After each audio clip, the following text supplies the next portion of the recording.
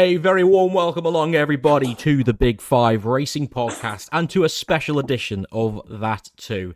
Back when we started up the podcast in October, we headlined our direction towards these big four spring festivals, and here we finally are.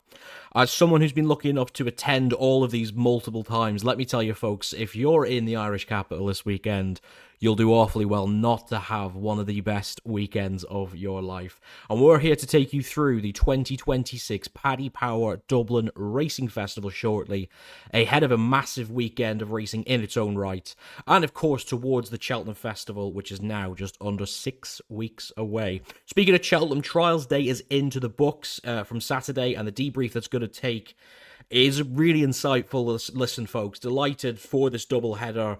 Bumper, pick tips, don't lose your NCTG license over what happened at the weekend, Matty.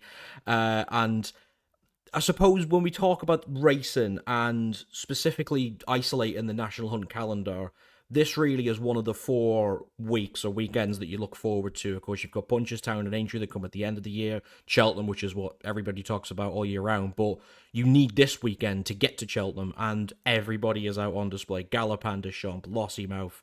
There's just superstars absolutely everywhere you look, and there's a lot we're going to learn this weekend. Yeah, definitely. I actually think we're going to learn more this weekend than we did last weekend. We'll get on to Trials Day in a minute, but we just mentioned before what a fantastic race that Irish Gold Cup is shaping up to be. I mean, you just go through the list. You've got, I Am Maximus is in at 14 to 1 shot. I mean, rated 168, just shows the caliber of horse that are on show here. And obviously everybody's rooting for Galopin Des Champs to get back to winning ways over, ahead of going back to try and regain his Gold Cup crown. But obviously away from that, we've got lots of other, things to look at. Like you mentioned, Lossiemouth and some of the novice races are going to be crucial, I imagine, because like I say, we didn't seem to learn too much from last weekend. I didn't think anyway. The main thing I think we're going into this DRF with is the idea that there's been a lot of talk that Willie Mullins isn't set to have his 10-11 typical festival wins this year, because there's talk about how his stable hasn't regenerated all too well, and there's more of an open chance that English horses are going to come back. Do you get the feeling that in about a week's time when we come back and sit here, that might change, because Willie dominates this festival, but equally Gordon Elliott has sent a very strong team this year? Is it kind of, let's wait and see what Willie unleashes this weekend before we start making any judgments, or is it a much more wide open festival this year because it's taken him this long to get going? I think it's definitely much more wide open this year, to be honest. I mean, we keep kind of saying everybody, we're all waiting for Willie to go bang, and it hasn't really happened as of yet. I mean, he shows signs, and then one of the better horses gets beat, and you think they're still not getting going. But you can never write off Willie Mullins. Obviously, he's the genius and the best of the best when it comes to training horses. So sure, he'll get them back, but there is a potential chance that he just doesn't have that quality of novice this year, especially novices. I think his open company horses, they keep coming back. Lossiemouth and Galopin ran a great race, and the list goes on and on. But particularly for me, his novices haven't been as impressive as they have in previous years, and I think that's why we're looking at such a wide open festival, because normally he dictates the novices. He normally has a couple for each. I mean, he will have that, but they don't seem to be of superstar quality yet. But it wouldn't surprise me if we were on here next week and that changed. Yeah, and we will assess the novice races as well when we come back next week. Our focus is going to be on the open races because they are just so good. We've got racing, of course, from Leopardstown and the Scilly Isles to take you through. But before we go from that, we have to look back at the...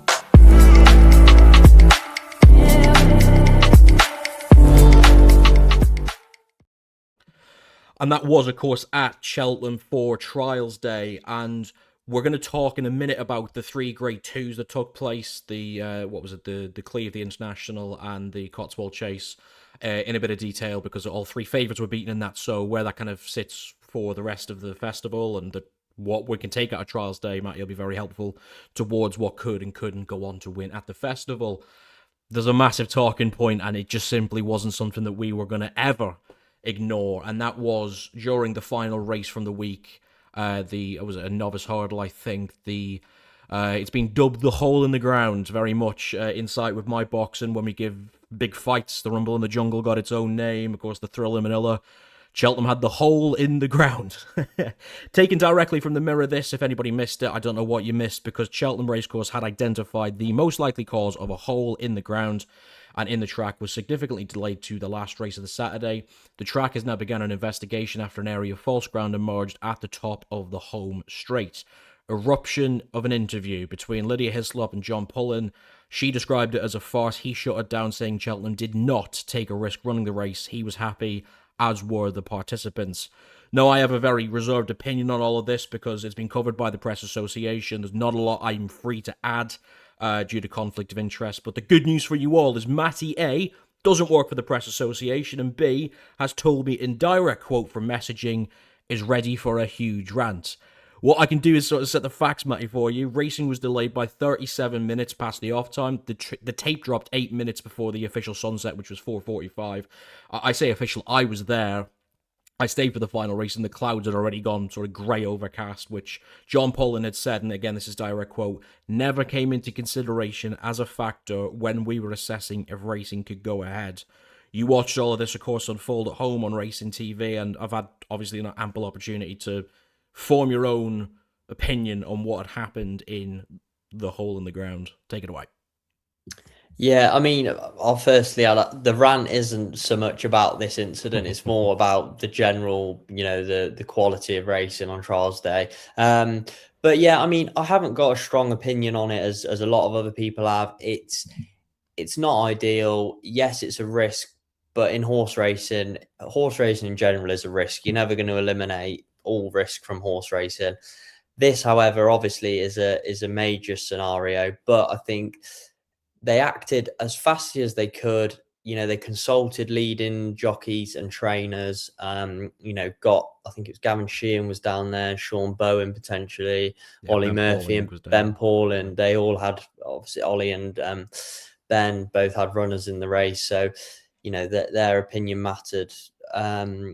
More than the others that didn't. But once they were able to eliminate the false patch of ground, it was safe to get around. This happens sometimes in racing, not due to holes in the grounds, but there being false ground, or they do have to bypass certain obstacles sometimes in racing. I think we can all say they should have acted faster, but safety's got to be the paramount. It was not ideal that the light was obviously closing in, but everyone wanted to get that race on, and in the end, Cheltenham got the race on.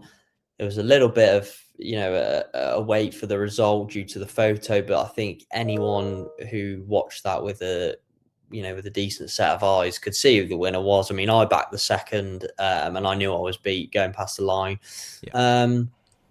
And ultimately, these horses were there to run. It was a Grade 2, decent prize money on offer. A lot of the trainers would have targeted this race. There's probably not loads of alternatives, So I think, all in all, Cheltenham and John Pullen's specifically done the best he could in a very, very tricky situation. The race went on, and that's what it is. Yes, it could have been catastrophic, if it wasn't found, but it was found. It was dealt with. The race ran. I think we all have to move on. So you lean there more towards the defense of John Pullen in this situation, very sympathetic with the idea that he was under a tumultuous amount of pressure from the light coming in and from pressures of the race having to be run because it was a Grade 2 at Cheltenham, which can't be rescheduled because the next meeting would be April. Useless because it's a novice hurdle for the festival, Trials Day. Yeah. That all kind of naturally makes sense. On the other side of things was the media attack, in a sense, on what had happened because, and I'm not isolating specifically Lydia here because there's been probably 7 or 8 national newspapers who have followed the same line of questioning where it was described as something that could be extremely dangerous for racing and could have been something that, had something gone wrong in the race, would have been on the front page of every newspaper for the next week. Because, of course, racing, and specifically national hunt racing, is always under pressure from animal rights activists, from media rights broadcasters, and everything in between to make sure that it's run safely. So, had something gone wrong, racing would be about to die. Is that a fair comment? Yeah, but it's definitely a fair comment. It's you can't argue with that. But like I said, there's always going to be risk within horse racing. I mean, there's been horrible stories. We've lost jockeys who have been riding in races. Obviously, we know fatalities with horses happens in racing. I think it's something we just have to talk about and be open about. It happens. You're never going to fully eliminate the risk from the sport. But I think under the circumstances, John Pullen and probably his team done very well. I think being a clerk of the course has got to be the hardest job in the whole of racing, to be honest, and especially at Cheltenham. I mean, you are under the most pressure to get the best ground, on the big days when it matters most, and this, we've had some horrible weather really the last few days, and it's a shame that that happened. But what I will say is that just kind of topped off what was a pretty disappointing and underwhelming trials day for me personally. Good, and that is the best segue ever. I completely understand. We could have spoke about that for hours and hours, but I think. Yeah. Well, some of us are under pressure not to lose our job here, so I understand everything you say. No, I think you pretty much nailed everything there. And this incident isolated, which I can't talk too much about, John Pullen is the best clerk of the course this country has ever seen. And I've had to deal with years with Haydock and Kirkland Tellwright, and believe you me when I tell you, when John Pullen came up to the Northwest to start doing Haydock and Aintree, it was a severe relief. That man does Aintree, does the Grand National, does the Gull Cup. Cheltenham has not had a meeting abandoned in 6 years. How long has John Pullen been at the job? 6 years. So it just goes to show you that the operations and the team and the management, not just him, but the extent of everybody that works at that race course, have done an incredible job. I feel safe living here knowing racing's always going to be on. Me and you had a bit of a back and forth about what the ground status was going to be, saying it was going to be heavy. Yeah. Cheltenham just doesn't do heavy anymore because the team there do such an incredible job of getting racing on and safely. And that is all I have to say on the matter. We had three main grade twos from the weekend, and we're just going to fire through these in the correct order that they were running. We'll start with the Betfair Cotswold Chase. Spillans Tower came over from Ireland for Jimmy Mangan and thrashed them in a sense. Didn't thrash Lon Press, who ran a belter of a race, but dismissed Grey Dawning's chances possibly of winning a Gold Cup or a Ryanair for that fact. Obviously, this is a race that's very close to your heart, Matty, with Grey Dawning finishing third, 20 lengths behind, and a lot of comments on Twitter about the race that he ran, specifically, not being put into it, if that's one of the opinions you want to take. But you talk about Grey Dawning first, and then I'll talk about the winner. Yeah, obviously disappointing. I think, for starters, the market kind of suggested what we saw happen. There was a big drift all day for him, to be honest. And, the early parts of the race, I thought, first of all, it's mentioned that, he did get a kick at the start. We don't know if that's played a part. Potentially it has. I don't think it did. I mean, the vet's seen him trot up after. He looked okay. He didn't look like he jumped well and, travelled fine. I just thought he had a lot to do coming down the hill. Too much to do? Potentially too much to do, but there's a big day for this horse, and it's in March, and you don't want to leave that opportunity there in January, I don't think. Well, I know that's what the thoughts will be of Harry. And all right, but to put this into perspective, and this is for the paying customer who went yesterday about talking about how his big day's in March, this is literally titled Trials Day. It is to get horses ready for March. Yeah. This is what I wanted to get onto. I think Trials Day, it's just a name. There was no way. I don't think we've seen anything there that represented a trial. Maybe the Triumph. I think the winner of the Triumph trial could be competitive in a Triumph Maybe. in a Triumph hurdle. But other than that, it was really disappointing, I thought. Anyway, back to Grey Dawn. Yeah, just had plenty to do. The mistake 2 out definitely cost him. I still don't think he would have won. I think he might have got a bit closer. He wasn't stopping up the hill. I mean, he galloped all the way through the line. Still leaves, and still don't have any doubts about the Gold Cup, but I just think he's going to have to, improve a lot from that, which I'm sure he will. And Dan probably didn't have him 100% for that day. He'll have him 100% for the Gold Cup, and who knows? It's such an open race this year. You've got to be in it to win it. And, if he goes and wins a Gold Cup in March, we're all saying, well, it worked out all right. But, just not given a hard time. It's not ideal, but it's racing. That's what we get. And we move on.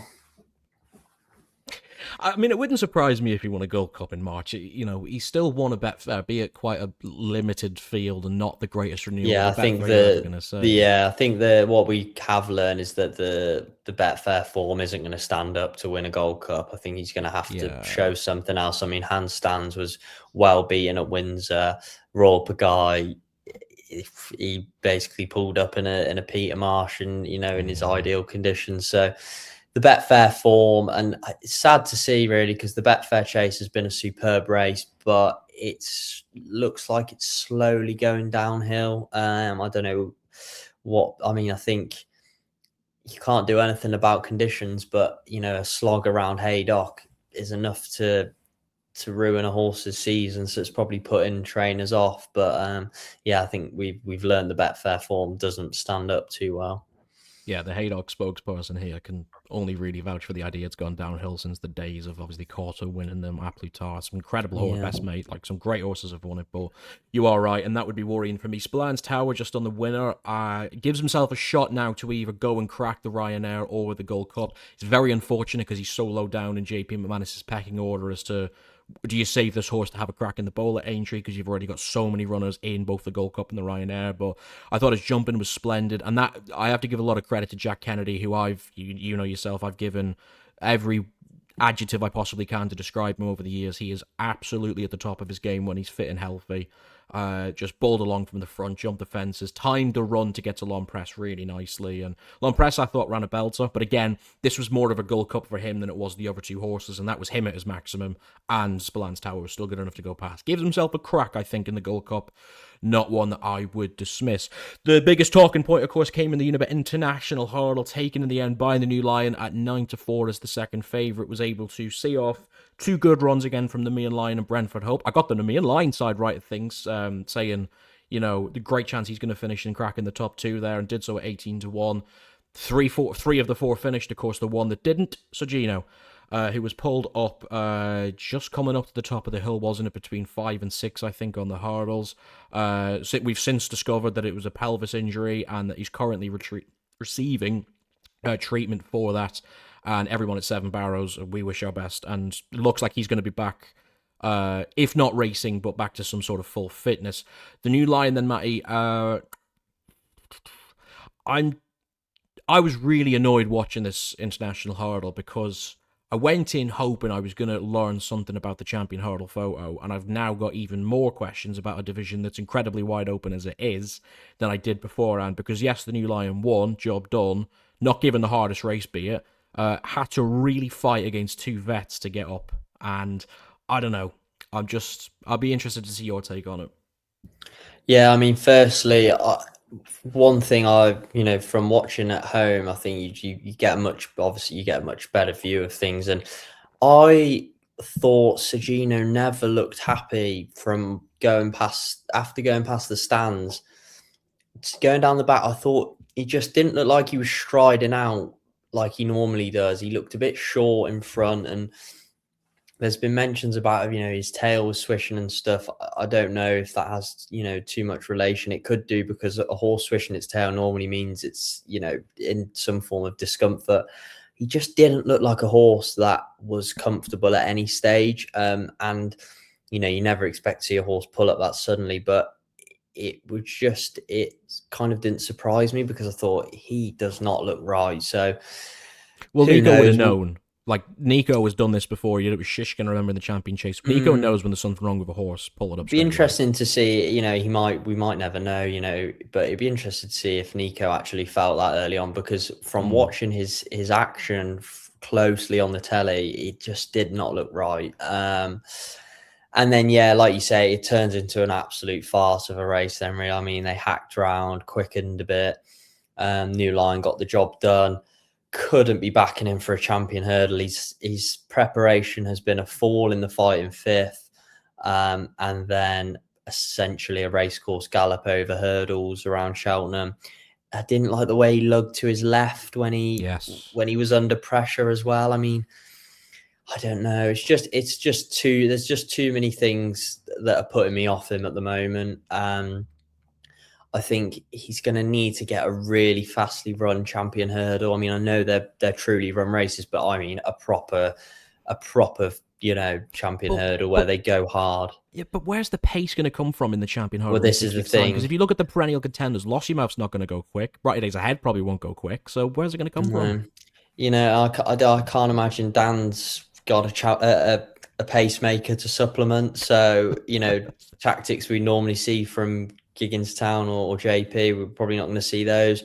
I'm just not convinced. I wouldn't be able to back the New Line at all. I'm still not entirely sure who I back. I mean, I kind of look at Golden Ace, and you just think, at least you know what you're going to get. You're going to get a clear round, and she's going to get up that hill with no excuses. So, I'll be keeping my eye on her in the betting. I know she's probably not going to, change much in price, but yeah, it's a tricky one. I think, Lossiemouth surely has to go now, but I don't know. The signs and the reports are not great. I mean, obviously this weekend's going to tell us plenty. I mean, she potentially gets beat by Brighterdaysahead on Sunday, and it gives Willie the perfect excuse to go to the Mares' Hurdle. So hopefully that doesn't happen, but I can see that.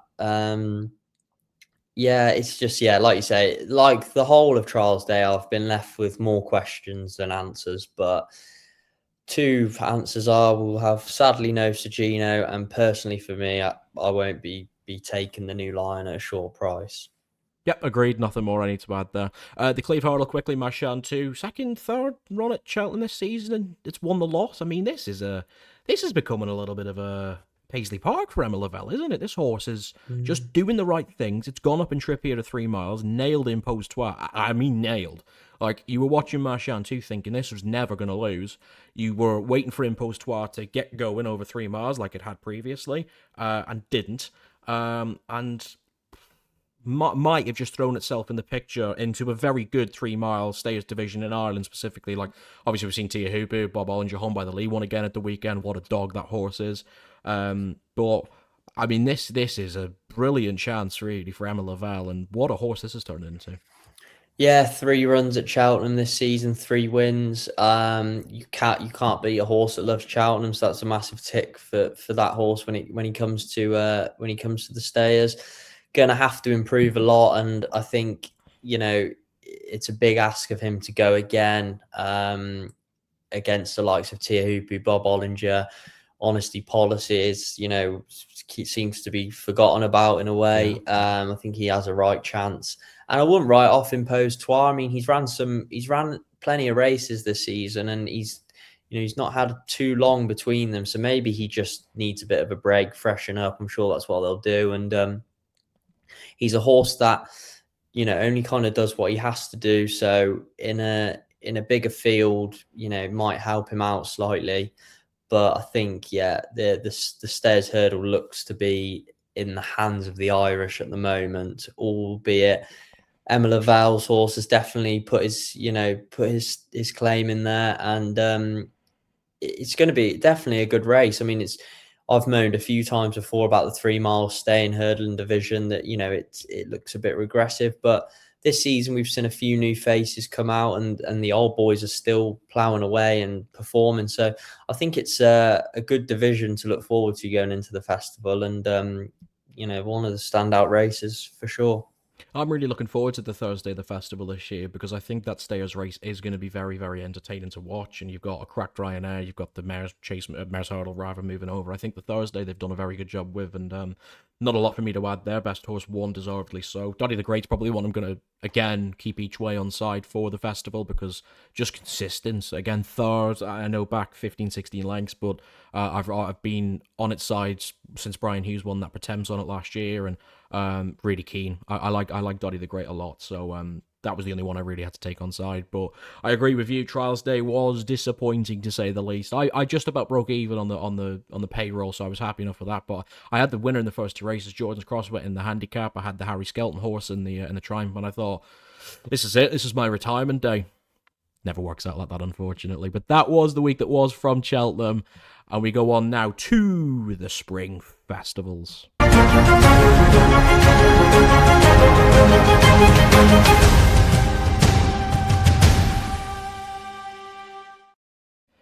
It is always a pleasure to be able to take you into these massive races and to what is a fantastic Saturday and Sunday slate. There is grade ones everywhere you look. We've got 3 from Leopardstown, a handicap chase. We did have the Irish Arkle in. We're doing this on Thursday, and it's gone down to a 3-runner race because Kopek de Board's out. We're not going to sit here and cover a 3-runner race because we'll sit here and go, yeah, Romeo Coolio will win and move on. So we've taken the best of the races that we possibly can, and that includes a little bit of domestic action because I know Matty likes getting his English grade ones in. And to be fair, this isn't a very English grade one, but we're going to kick off from Sandown first on Saturday. The 240 there is the Virgin Bet Scilly Isles Novice Chase. It's grade 1 over 2.5 miles. It's an all chase card, I believe, now as well. It's provisional that this card's actually going to go ahead, but let's just fingers crossed that it does. It's 2 Irish raiders at the top of the market that have defected from Dublin. Kitzbühel was just brilliant last time. Is the 11 to 10 favourite. Harry Cobden picks up another very handy ride for Willie Mullins. He'll be doing a lot of that, of course, from May onwards with the JP McManus connection. Calaconti's there, 9 to 4. James Bowen will take that ride, and then a couple of English horses at the bottom of the market. Kitzbühel, then Matty at the very top, ran on Boxing Day and ran an absolutely brilliant race. His jumping was fantastic. There was a lot to like. Went off the 13 to 8 favourite. Town and slept them, kept them all at bay. And 11 to 10 if you want to buy back in here.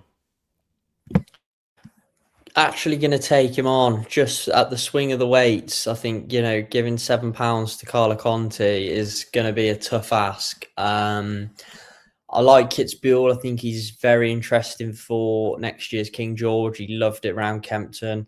Just think Sandown's a very different test for this horse. The ground's going to be very testing. And, it's a lot more undulating than Kempton. So, and I think Carla Conti, she's just an admirable mare. She turns up, competes. She's very hardy and she looks like she's taken to fences very well. She beat Cargeese last time out, which I think is great for her. Destroyed Cargeese. Yeah, exactly. And I kind of fancy Cargeese to go and beat Romeo Coolio on the weekend. So based on, that, I love Cargeese on it. Back, she was one of my big winners last season in the county, and I'm kind of tempted to buy her for an Arkle. Just needs to see how this weekend goes for her, but if it goes to plan and she beats Romeo Coolio, she will be my pick for the Arkle. I just think giving that weight away on this ground around this track is just a bit too much for me to want to go in at 11 to 10. So I think Carla Conti's a decent bet. Struggle to have the 2 English horses. I think 6 Mile Bridge was good at Cheltenham, but that form is not going to stand up here, so he's going to have to step up. And Miami Magic's a horse that's always shown, plenty of ability, especially as a novice hurdle. Yeah, big price. As a novice hurdler. But yeah, he's a big price. But again, his form just won't stand up in this kind of race. He's really got to improve. And I just think he's not in the league of the top 2. Nope, I agree with you. I had Colaconti as my nap a couple of weeks ago. I think she was meant to run at Nace against Cargeese, but Gordon then said on the Thursday to Friday that they're going to save it either for the DRF or to come to the Scilly Isles if it broke up. It has broken up because it's only a 4-runner event, and for as good as Kitzbühel was at Kempton, and I backed him that day as well, I agree with everything you say there. I'm getting £7 against a horse that I'm officially only 4 behind. The consistency of Calaconti's been brilliant. 2 chase starts, 2 brilliant wins by 25.5 lengths combined, putting away a county hurdle winner. And I agree, Cargeese is a very, very good horse, and I think she'll probably have a bit of a crack in the mare's chase over in Arkle. It depends kind of how the Irish Arkle goes as to whether, if Romeo Coolio sleeps them, then it'll probably defect for Willie. We know how much he likes sending his mares to mares races, but not a lot more for me to add there. Rob Corr have been on fire this year, and I think Calaconti is a very good purchase for them and has been very good over the sticks so far. That's the domestic action from the weekend done, and we will now move over to the Emerald Isle and to Dublin. We've got 4 races from the Dublin Racing Festival. We're going to take you 3 come on Sunday after the feature of the early part of 2026. The 3:30 there on the Saturday is the Paddy Power Irish Gold Cup Chase. It's a grade 1 over 3 miles and half a furlong. We have 13 runners, one of the biggest fields this race has ever seen. But at the very top of the market, it's the horses that you expect. The 2023, 2024, 2025 Irish Gold Cup champion Galopin Des Champs is coming back for an extraordinary 4th crack at this event, and is the 13-8 drifting 13-8 favourite to do so after finishing 3rd in the Savills at Christmas. And, of course, winning the Punchestown Gold Cup at the end of last season. At the minute, Gaelic Warrior has entered, jocked up, and is 13-2. Patrick's on there. I'm not 100% sure whether he's going to go. I'd be more inclined to say Factor Fire will at 7-1. Affordale Fury, of course, won the Savills at Christmas, is back at 9-1. I know the way you're thinking. The Cheltenham Gold Cup winner is in there.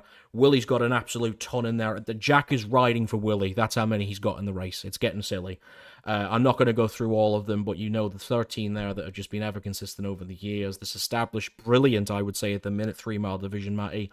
Probably out of the 4 divisions, the strongest, and that's always good for racing when the biggest thing you want to win is the Gold Cup in racing. You've got these brilliant horses. We're going to have to start with Galopin Des Champs, and this could take a while.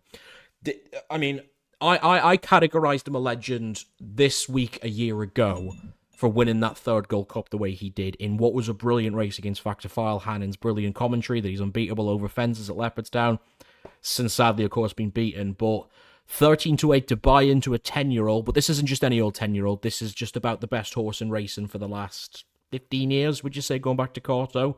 And he's going to be very hard to oppose, but there's some brilliant horses in here. Yeah, I think he's going to be too hard to oppose for me.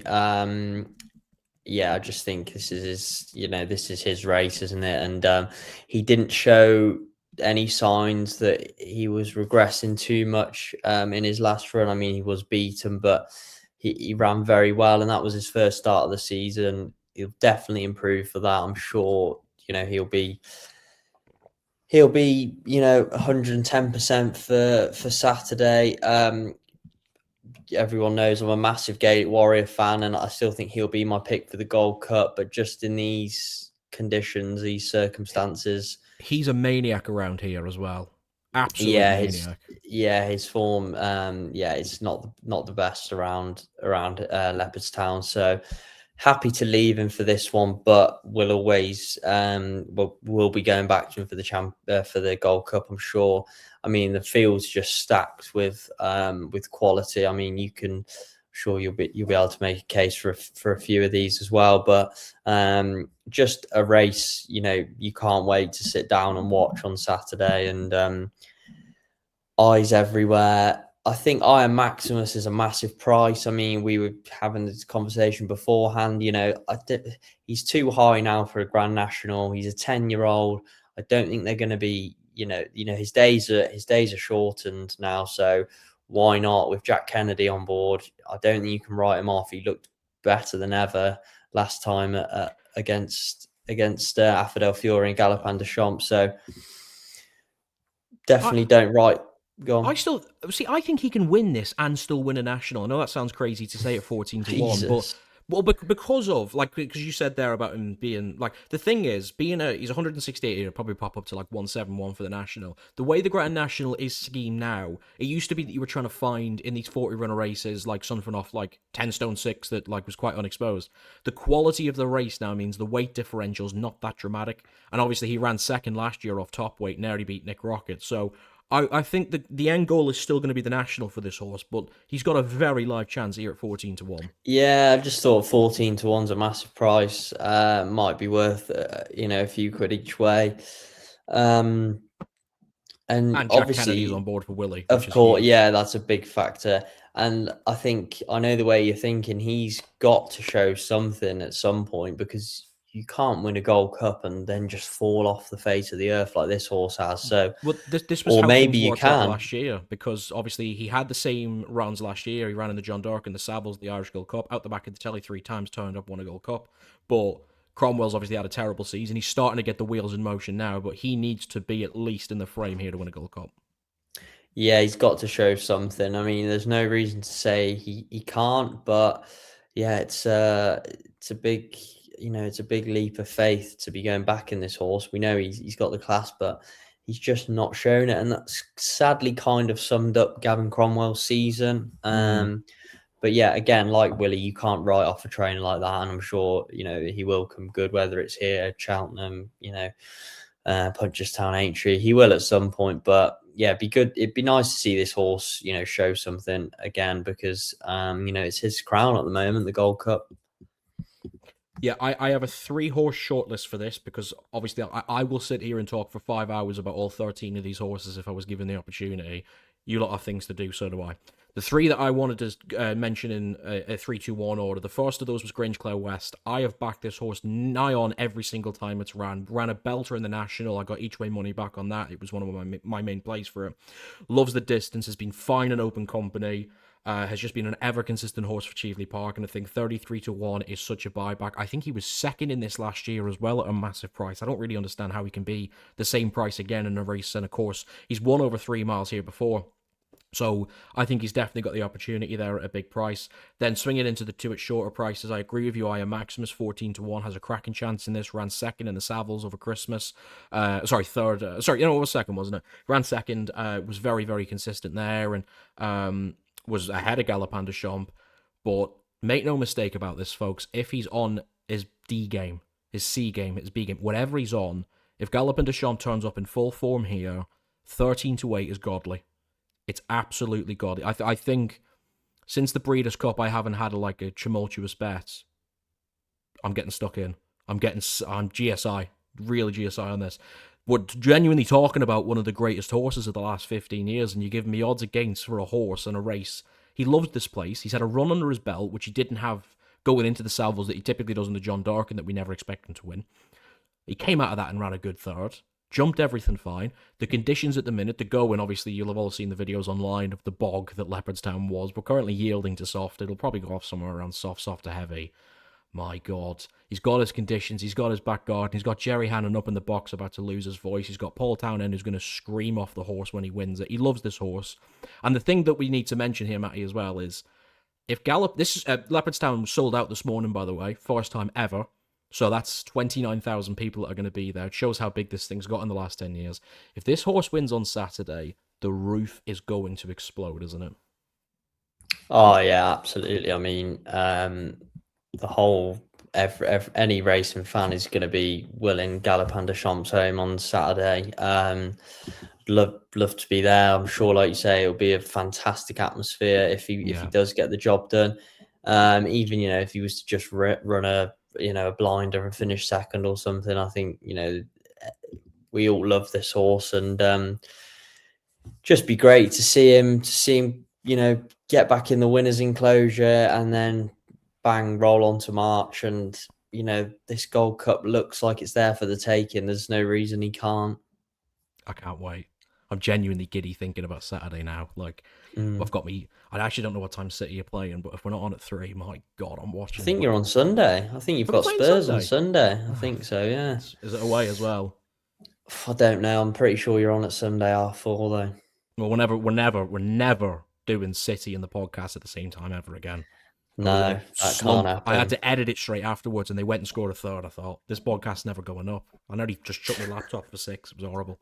But I can't. I genuinely can't wait for Saturday. I'm really, really excited to watch him, and hopefully he can manage to get the job done. The racing doesn't stop there, of course, from Leopardstown because it's a 2-day festival.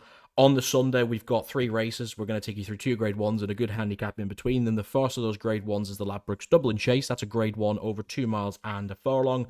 Effectively joint favourite at the top of the market here. We've got Majborough trying to find his feet again on the floor. If he can't fall or, manages to jump his fences, he should be a good shot at 7-4. Marine National, who builds into his seasons, should really have won at Christmas. Was very unfortunate not to.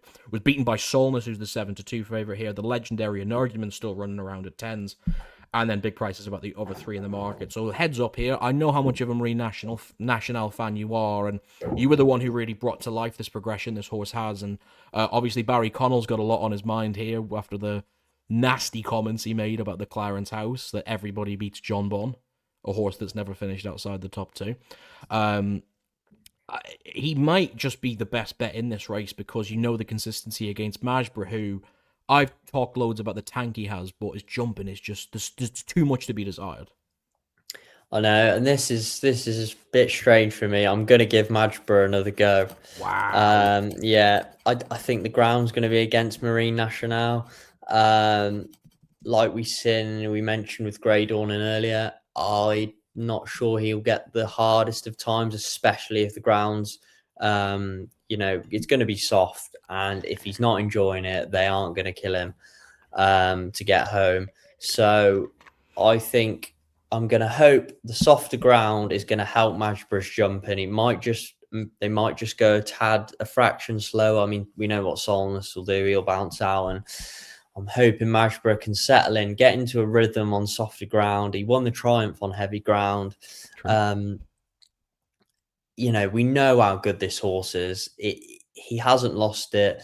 He's just got to improve on his jumping. And, I might be stupid for giving him another chance, but I think if the jumping comes good, the engine is there, and it's a bigger engine than this field for me. So a leap of faith, and yeah, a bit of hope and a leap of faith is what I'm going for. But I just think he's got to come good at some point. Will he keeps persevering? He sent Ballyburn back over hurdles after he didn't, his chasing didn't go to plan. They're still persevering, and I'm going to hope there's a reason behind that.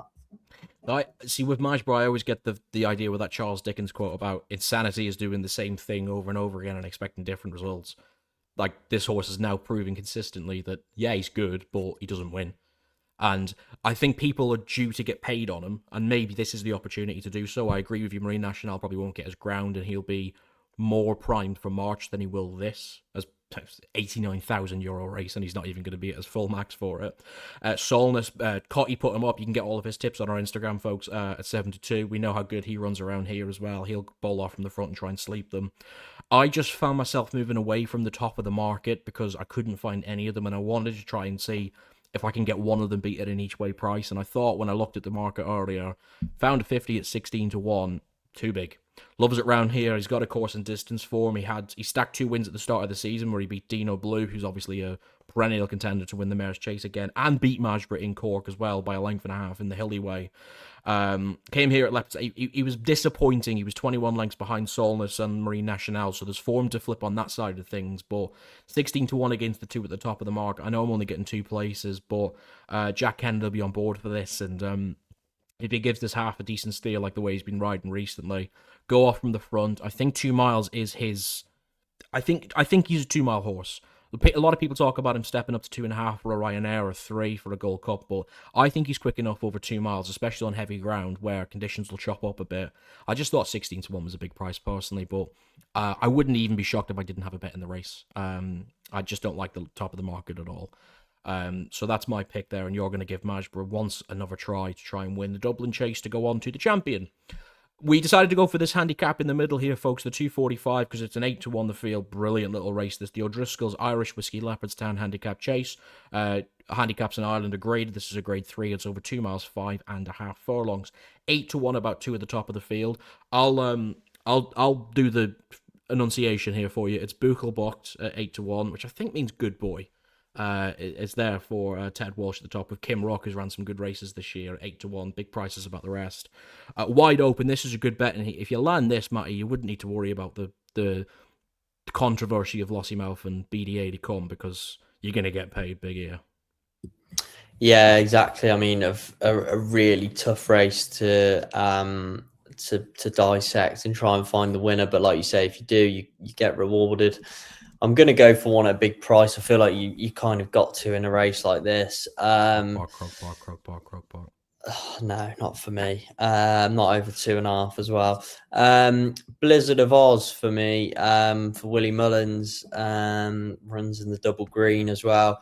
Just hasn't seemed to have been getting home over 3 miles and 3 mile push plus trips in the Coral Gold Cup, notably, and then at Leopardstown last time out, drops back down here to an extended 2.5.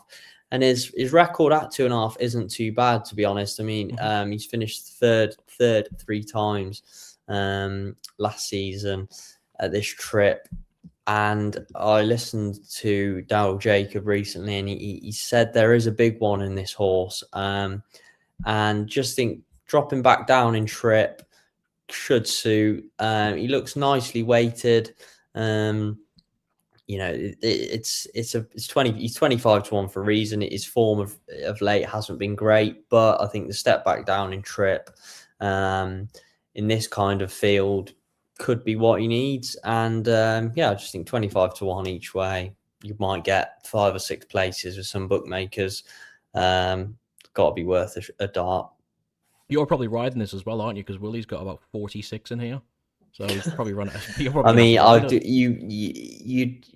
I don't know where you'd even start with jockey bookings for this. I wouldn't like. Well, it'll be Slevin because it's Minear and Suede, but he's got that many in here. Yeah, I mean, unless they want to claim off him, I mean, potentially he's 11-7, so he's not carrying loads away. I'm not sure, but I just think he's overpriced. He's got a decent bit of form, dropping back down in trip. Don't mind it. Yeah, fair enough. I mean, anything you go from 14's bigger, you don't really need to make too much of a case for, because it's such an open, but very good. A lot of these are going to turn up in big handicaps throughout the rest of the season. 2 or 3 of these will go to the National as well. I've gone for a Jurgenstown Swarm here. I mentioned Jacob's Ladder on the podcast there last week because he was entered to go to the trials there, which is annoying because he probably would have won that race, but I had the winner anyways with Jordan's Cross. With Jacob's Ladder, I'm not going to repeat much of what I said last year. He's been consistent this year. It was second to Cappiger Pike, who's a very good Willie Mullins horse there at Punchestown a couple of weeks ago. He's now had a bit more time to recuperate from that. Good runs earlier in the season. Won at Ferry House around Christmas time against Caroline Bamboo by 4 lengths. And then Jimmy DeSoy slept in, but Jimmy DeSoy is a very, very good Carl Cup winner, of course, from a season ago, and has been a very good consistent type as well. So probably the pick of Jack Kennedy as well. I think Jacob's Ladder, 11 stone 3, very nice weight here. And then obviously at the top of the pops, sure, what would I be doing on this podcast if I didn't mention the great Grade 1 winning Croke Park? He'll have to carry 11-12 here. Rob James will probably crack 7 off. Actually, he's 5 these days off the top of it to bring him down. He's getting there. He is getting there this season, and the moaning about the 2 miles 4, 2 miles 5 thing's just bollocks because he's won a Grade 1 over 2.5 miles. So I don't really know what you can take into that. He's ran consistently solid races this year, be it he's being cracked by lengths quite a few times, but when he's at his best, and he's won a 3 mile Grade 1 around Leopardstown before as well, there's no reason he can't go close here as well. So he concedes the weight, less the claim, but like a wise man once said, the reason they carry the top weight is because they're the best horse in the race. Isn't that right, Matty? Yeah, I've used that theory quite a few times, and I'd say it served me right than wrong more often than not. So, why not? There you go. Croke Park wins that handicap chase. Final race we've got to take you from then is a fantastic renewal of the now timeless Sash Windows Irish Champion Hurdle. It's Grade 1, over 2 miles, and it's the 2 mares we talk about more often than not on this podcast. And quite interestingly, they're both going to be odds against here. Lossiemouth, who's won Grade 1 after Grade 1. I've lost track. I think it's 8, 9, 10. Don't know. 5-4 favourite here for Rich Ritchie.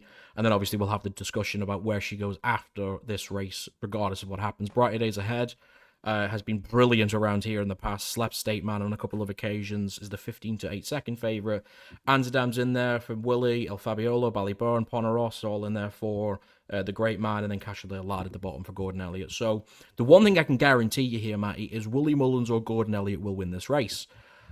Who wins it? Bit of an interesting discussion because there's been money, steady money for Brighter Days Ahead in the last couple of days, and people believe she might cause the shock. Lossiemouth fell in this race last year, so it's difficult to kind of assess whether she would have won that against State Man or not, but obviously Paul doesn't have the decision here. He's going to be on Lossiemouth, and is he going to win the race?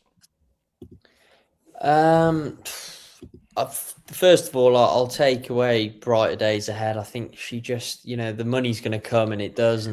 And people, seem to think, this is her day, and she's probably going to go on and be fancied for a champion hurdler, and she won't show up again. I'm just happy to take her on.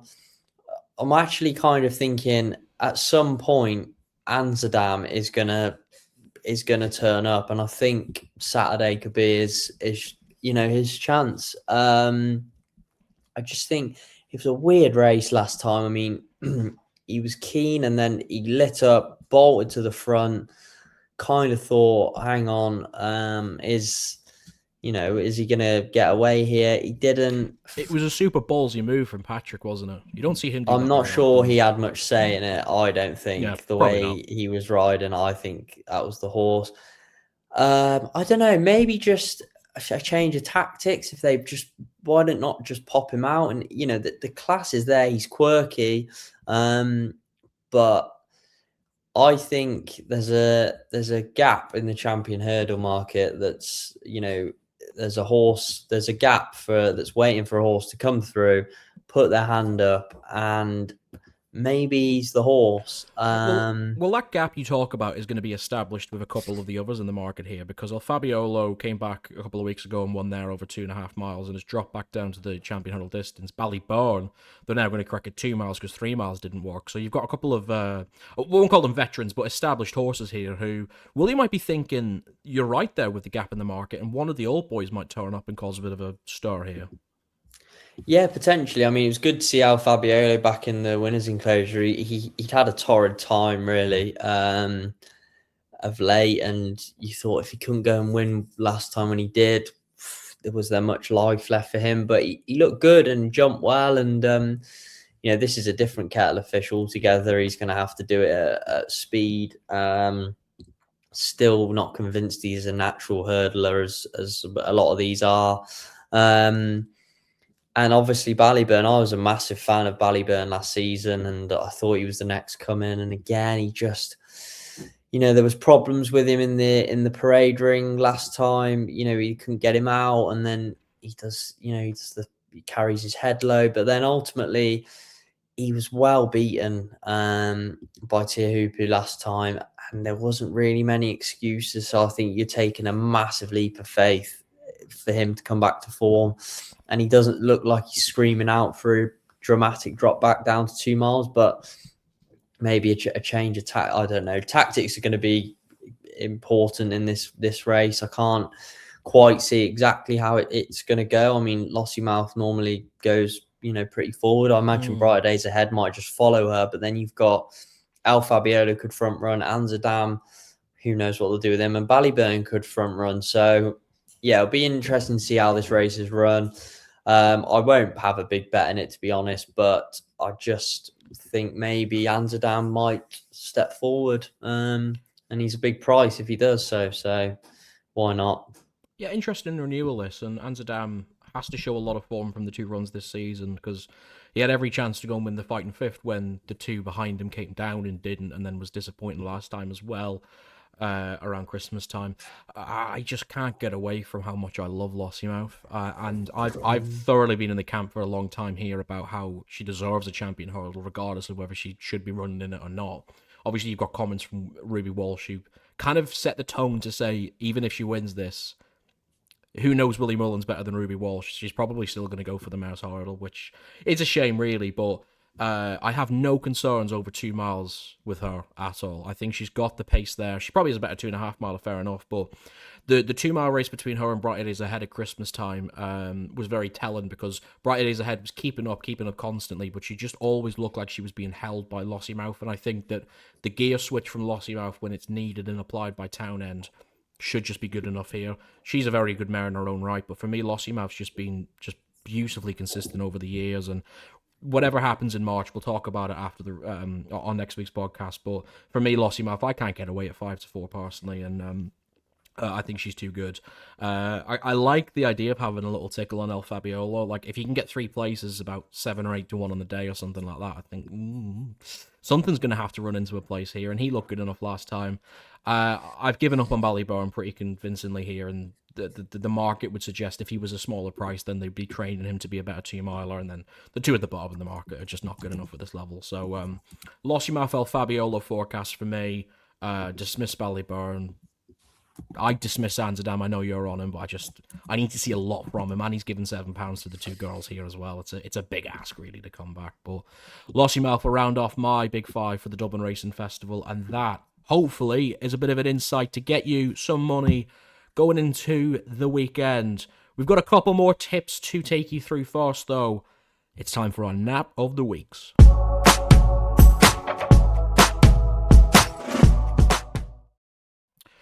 Very simple with me for mine this week. Unfortunately, Cotty's 8 to 9 timer came crashing down by that much, unfortunately, at the festival. At Trials Day. Jaguar unable to get up on the line. Very, very unlucky winner, that really. But he'll be in hot form, and he'll give us our nap of the week as well. Over on the social, so make sure you check that out, because really, if you want to listen to any of the 3 of us, he'd be the one to do so. Just to give Matty a chance to find his, I'm just going to keep mine very simple. Galopin Des Champs 13 to 8 has no business being that big as well. I'm not gonna state publicly that this is my biggest bet of the season so far, but I mean, it's not going to be far off. We'll put it that way. It's not going to be a tenner. I think Galopin is just the etiquette of pure world class horse performances, and in this world that's dominated by the brilliant flat horses, the Cayenne Risings, the Romantic Warriors, this horse is right up there in terms of stature and quality, and should hopefully for everyone's sake win a 4th consecutive Irish Gold Cup.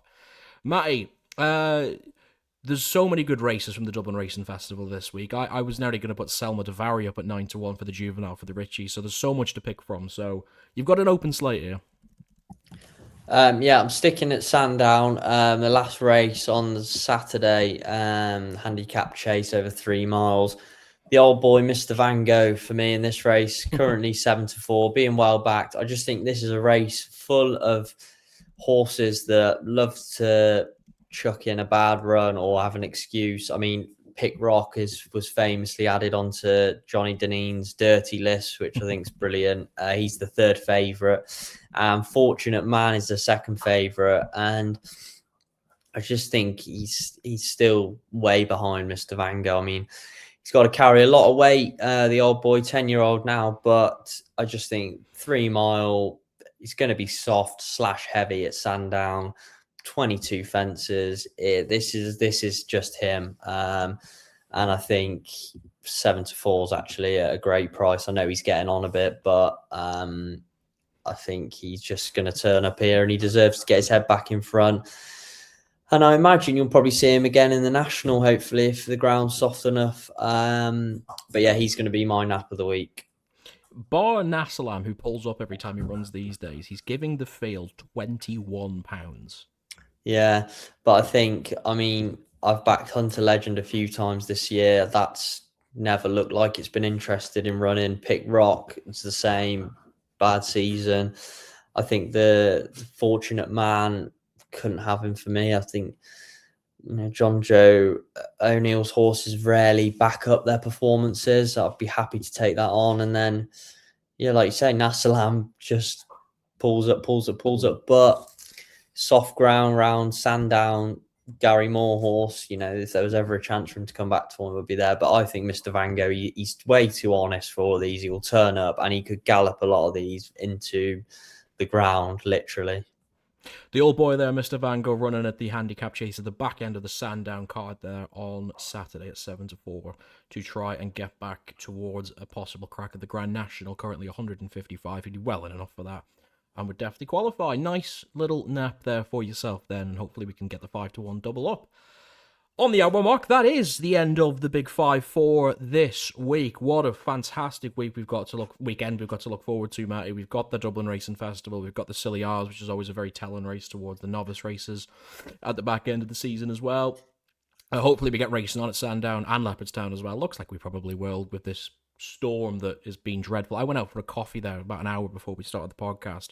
I've come back with hypothermia. Like, you can't leave the house now without getting, soaked. So I reckon my plans this weekend, I've got the weekend off, Super Bowl next week, so I think I'm just going to sit down, watch Jerry Hannon scream his bollocks out, and hopefully back a couple of winners. Yeah, sounds good to me. I can't imagine I'll be doing too much similar, to be honest. Yeah, like you say, Brentford at home on Sunday. You'd hope so, yeah. Couple new signings to feature, but yeah, other than that, quiet weekend, and fingers crossed we have a superb Dublin Racing Festival. That's what we're hoping for. Cotty couldn't join us this week because he's at the Villa tonight. Salzburg, I think it is. You've already qualified though, haven't you? Yeah, we have. I was going to thought about going myself, but already qualified. Whether too many injuries, yeah, not for me tonight. And where else would you rather be than talking about the Dublin Racing Festival? Coming up on the big days, Matty. That's all it is. Thank you for joining. Thank you for joining me, and thank you all for joining us for the last hour or so. Hopefully, some insight there into the Dublin Racing Festival at the weekend. Enjoy it if you're in Dublin. Have a good time. People will tell you don't get into Temple Bar. Get into Temple Bar. It's brilliant in there. €9-10 a pint. Love it. Hopefully, I'll be back there at some stage in the summer as well. Some great racing to look forward to from the rest of the season. We'll be back next week to break down the DRF as well, and to look forward to some kind of dross racing throughout February. But we're going to be now head on towards the Cheltenham Festival, just 6 weeks away. Can't wait for it, folks. Thank you for joining us, and we will see you next week for more.